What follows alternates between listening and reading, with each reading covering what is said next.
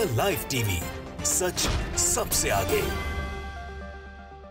नमस्कार, आप देख रहे हैं द लाइव टीवी और मैं हूं आपके साथ मुनमुन रहमान। हमास इजराइल जंग को 3 महीने पूरे हो चुके हैं और इसी बीच इजराइल को एक बड़ा झटका चीन से लग गया है। चीन ने इजराइल को यहां पर बड़ा झटका देते हुए उसके लिए अपनी जहाजों की सेवाएं जो हैं वो बंद कर दी है, जिससे कहा जा रहा है कि इजराइल को बहुत बड़ा नुकसान होने वाला है।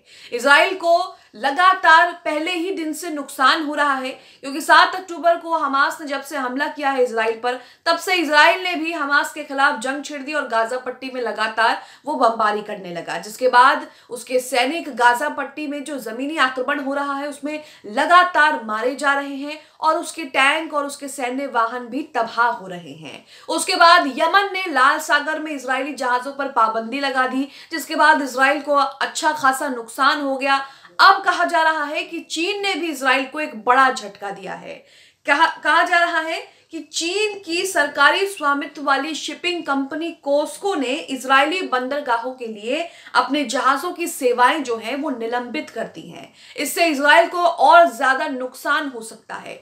ये भी कहा जा रहा है कि चीन ने जो ये कदम उठाया, जो ये फैसला लिया है, वो इजराइल जो लगातार गाजा पट्टी में बमबारी कर रहा है, वॉर क्राइम कर रहा है, उसे देखते हुए लिया गया है। आपको बता दें कि चीन शुरू से ही जंग में फिलिस्तीनियों का समर्थन कर रहा है और ऐसे में चीन ने जिस तरह से इजराइल को ये बड़ा झटका दिया है, उससे इजराइल को काफी नुकसान पहुंच सकता है। आप अपनी स्क्रीन पर वाजिद खान का ये ट्वीट देख रहे हैं, जिसमें चीन ने जो बड़ा झटका इजराइल को दिया है, जो इजराइल के बंदरगाहों के लिए अपने जहाजों की सेवाएं निलंबित कर दी है, उसे लेकर यहाँ पर जानकारी दी है। यहाँ लिखा है कि चीन की सरकारी स्वामित्व वाली शिपिंग कंपनी कोस्को ने इजरायली बंदरगाहों के लिए अपने जहाजों की जो सेवाएं हैं वो निलंबित कर दी है। चीन की कोस्को वैश्विक शिपिंग कंपनियों में चौथे स्थान पर है, जो विश्व व्यापार में 11% का योगदान देती है।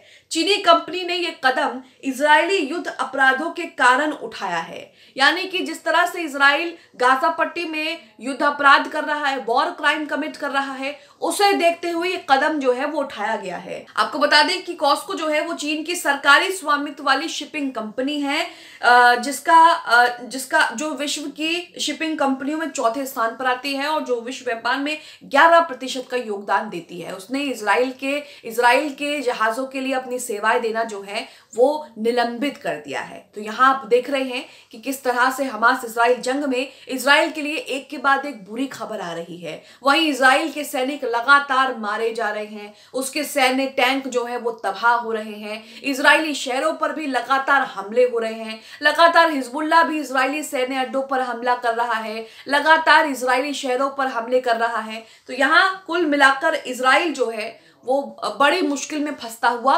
नजर आ रहा है। वहीं अमेरिका जो इजराइल का साथ दे रहा है, अमेरिका की भी मुश्किलें कम होने का नाम नहीं ले रही हैं। अमेरिका में जो बाइडेन राष्ट्रपति पद के लिए चुनाव प्रचार शुरू कर चुके हैं और ऐसे में बार बार उनके जो अधिकारी हैं, उनके जो सदस्य हैं, उनकी पार्टी के जो लोग हैं, वो लगातार उनको चेता रहे हैं कि अगर ऐसा ही चलता रहा, आप ऐसे ही भर भर कर पैसों की मदद इजराइल को करते रहे, तो आप चुनाव हार सकते हैं और आपको इससे जो है वो वोटों का नुकसान भी हो रहा है।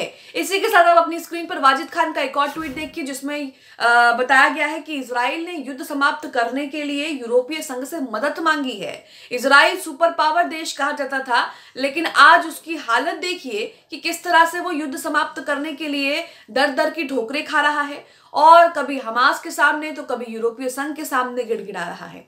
यहाँ पर लिखा है, इजराइल ने इस युद्ध को समाप्त करने के लिए यूरोपीय संघ से मदद मांगी है और हिजबुल्लाह से मिलकर कहा है कि हम इस युद्ध को समाप्त करना चाहते हैं और मेरी हिजबुल्लाह के साथ 2 बैठकें हो चुकी हैं। यूरोपीय संघ के विदेश मंत्री जोसेफ बोरेल का संसद में बयान है। हिजबुल्लाह ने युद्ध विराम को इजराइल की पहली मानवीय सहायता की शुरुआत से जोड़ा।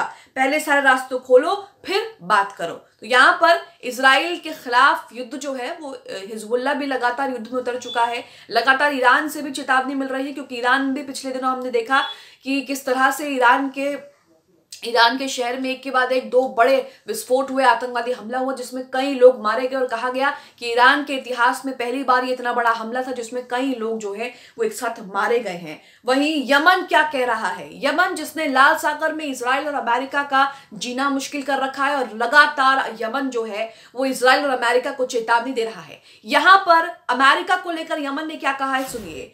यहां पर लिखा है, ब्रेकिंग हौतीस चाहते हैं कि अमेरिका और अमेरिकियों को सौंप दे जिन्होंने लाल सागर में यमनियों को मारा था।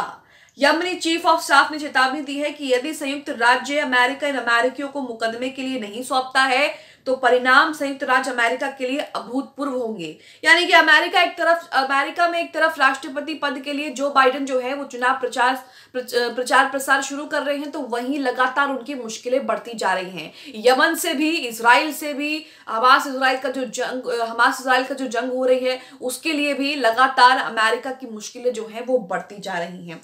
इसी के साथ हिजबुल्लाह के खिलाफ व्हाइट हाउस को चेतावनी मिली है कि वो हिजबुल्लाह के खिलाफ जीत नहीं सकता है। यानी कि यहाँ पर 2 सुपर पावर देश किस तरह से एक जंग में बेबस हो गए हैं, बेचारे हो गए हैं, ये देख सकते हैं आप। वाजिद खान का ही ट्वीट आपके सामने जिसमें लिखा है कि व्हाइट हाउस को चेतावनी, हिजबुल्लाह के खिलाफ इजराइल जीत नहीं सकता है। वॉशिंगटन पोस्ट के मुताबिक व्हाइट हाउस ने इजराइल को चेतावनी दी है कि वो हिजबुल्लाह को नहीं हरा पाएगा। बाइडेन ने इजराइल पर दबाव बनाने और हिजबुल्लाह के साथ टकराव से बचने के लिए विदेश मंत्री ब्लिंकन को मध्य पूर्व भेजा था। मध्य पूर्व तो ब्लिंकन गए थे, लेकिन यहां पर हम देख रहे हैं कि उनके बार बार मिडिल ईस्ट के देशों में जाकर के दौरे करना, इजराइल का दौरा करना। हालांकि ब्लिंकन इस युद्ध के बीच चार बार जो है वो इजराइल का दौरा कर चुके हैं, लेकिन उसके बावजूद भी यहाँ पर इजराइल जो है वो पीछे हटने को तैयार नहीं है। इसी के साथ आपको बता दें कि हमास इजराइल जंग को लेकर अमेरिका में विरोध प्रदर्शन हो रहा है। अमेरिका में सीज फायर को लेकर नारे लग रहे हैं। कहा जा रहा है कि जल्द से जल्द दोनों के बीच जो है वो सीज फायर हो। आप अपनी स्क्रीन पर जी न्यूज का आर्टिकल देख रहे हैं जिसमें लिखा है कि इजराइल हमास जंग बंदी की मांग को लेकर अमेरिका में शुरू हुआ विरोध प्रदर्शन, सड़कें जाम। बीते तकरीबन 3 महीने से इजराइल और हमास के दरमियान जंग जारी है। जंग में गाजा में 22,000 से ज्यादा लोग जो है वो अब तक इजराइल ने मार दिए हैं। अमेरिका में इजराइल हमास के दरमियान जंग को लेकर संघर्ष विराम की मांग जोर पकड़ रही है। इसे लेकर यहाँ के लोग प्रदर्शन शुरू कर रहे हैं। ये प्रदर्शन अमेरिका के सिएटल में हो रहे हैं। प्रदर्शनकारियों की वजह से शनिवार को सिएटल में इंटरस्टेट 5 पर उत्तर की ओर जाने वाली सड़कों पर लंबा जाम लग गया। प्रदर्शनकारियों ने विरोध प्रदर्शन के समर्थन में नारे भी लगाए। राज्य परिवहन विभाग ने ट्विटर पर कहा कि एक जगह पर करीब 9.7 किलोमीटर से अधिक लंबा जाम लग गया और ड्राइवरों से दूसरे रास्ते का इस्तेमाल करने को कहा। प्रदर्शनों ने यहाँ पर फ्री फिलिस्तीन के नारे भी लगाए। वहीं यहाँ पर लिखा है कि ये प्रदर्शन ऐसे वक्त हो रहे हैं जब अमेरिका के राष्ट्रपति जो बाइडेन ने राष्ट्रपति पद के लिए चुनाव प्रचार शुरू कर दिए। जैसा कि मैंने आपको शुरुआत में बताया, उन्होंने अपने प्रचार की मुहिम लोकतंत्र बचाओ के नारे से शुरू की है। ये वही जो बाइडेन है जिन्होंने संयुक्त राज्य में इजराइल फिलिस्तीन के दरमियान जारी संघर्ष पर सीज फायर के लिए वीटो का इस्तेमाल किया था। अमेरिका का कहना था उस वक्त कि इलाके में जंगबंदी से हमास को फायदा होगा और अब अमेरिका के ही शहरों में फ्री फिलिस्तीन के नारे लगते हुए प्रदर्शन शुरू हो गए हैं। तो यहाँ पर हमास इजराइल जंग को लेकर जो बाइडेन को नुकसान हो सकता है, इस बात की संभावनाएं जताई जा रही हैं। वहीं दूसरी तरफ हम देख रहे हैं कि इजराइल को लगातार तमाम देशों से झटके मिल रहे हैं और चीन ने भी यहाँ पर इजराइल को एक बड़ा झटका दे दिया है। आप इस खबर को लेकर क्या सोचते हैं? चीन ने जिस तरह से इजराइल को बड़ा झटका देते हुए अपनी जहाजों की सेवाएं इजराइल के लिए निलंबित कर दी, उसे लेकर आपका क्या कहना है? कमेंट बॉक्स में हमें अपनी राय जरूर। द लाइव टीवी, सच सबसे आगे।